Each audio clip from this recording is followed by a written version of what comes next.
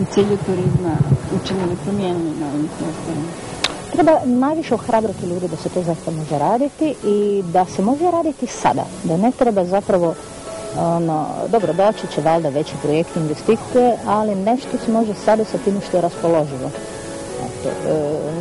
Za sada, kao ponuda smještaja, pogotovo ovdje je vrlo uska, ima par kuća koje nude, ja se nama nećemo to proširiti. Jer osim toga ovdje se ne treba ni sagraditi nešto. Ja bi rađe išla na varijantu da se osposobi to što je sad napušteno. Jer naravno treba ići lagano.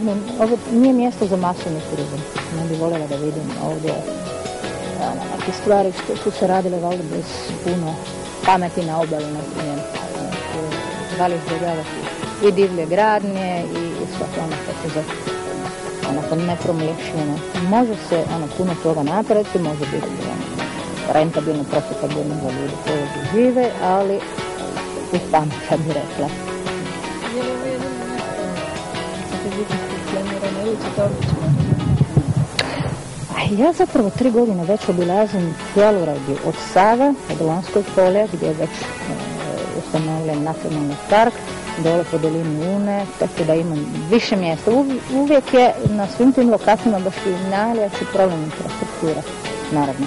Ali to se može, volim, riješiti, nije tako teško kao što se čini, jedino što ljudi još ne znaju tako, jer to naravno nisu naviknuti raditi.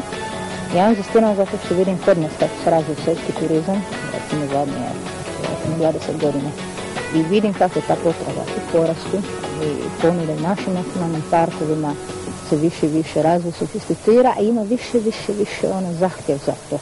Tako da nema govora da nije to što treba. Jedino, eto, ljudi su sad malo izgubljeni, ne bi znali kako se tome primiti. Tako zato mislim da je važno da ta iskustvo ponovimo, da se više povezujemo, eto, da bi oni dobili zapravo ohrabrivanje da se može. Da se može prilično brzo. Neka poruka ljudima ovakve prirode? Da dođu više, uz poštivanje naravno. Eto, i nadam se da sad će biti više pokreta i iz Bihaćara. Dobro da smo mi stranci iz cijeloga svijeta, ali to pripada i vama još prije. Eto, baš bi voljela da se obnovi malo prometa Bihać, Martinbrod. Za kraj kažemo samo ovo. Ukoliko na vlastitom terenu želite vidjeti vlastito bogatstvo, učinite to.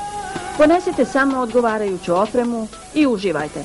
Razočarenje je garantovano isključeno.